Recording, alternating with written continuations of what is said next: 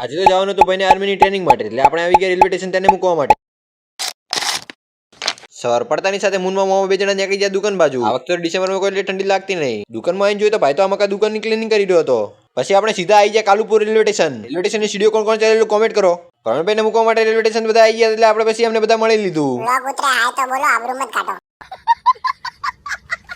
આજે પ્રવીણભાઈ અમને જવાનું આર્મીની ટ્રેનિંગ માટે. આને તમે ઓળખતા જશો, અમારો બીજો વ્લોગર હે. એ થોડી બાકાચીકી કરી નાખી. બરો આમકા જુઓ, સરકાર તો અહીંયા જ બેઠા હે. એ બધું જવા દો, સીધું આપણે નજર મારી તો આમકા તો ભાઈ તો ડુંગળી સમારતો હતો. બીજી બાજુ નજર મારી તો એવું લાગ્યું કે ટ્રેન આવી ગઈ, પણ આહા આમકા જોયું તો આ તો એકલું એન્જિન નીકળ્યું. આવડું મોટું દેખાતું ને એવું કેમ આબરૂ કાઢે?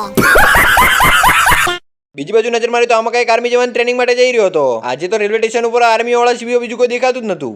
અને બીજી બાજુ જિંદગીમાં પહેલી વાર તો વંદે ભારતના દર્શન કરી લીધા. અભી મજા આયેગા ના ભીડ. એવું લાગ્યું કે રેલવેનો ડબ્બો થોડો આગળ આવશે, તો પછી અમે નીકળી પડ્યા થોડા આગળ હેડતા. આ ભાઈએ બેક લાગી, મને તો એવું લાગે આને જવું એ ભીગું. આવો મારે નહીં જવું ભાઈ બંધ. આમાં નજર મારી તો ભાઈની ટ્રેન તો આવી ગઈ હતી.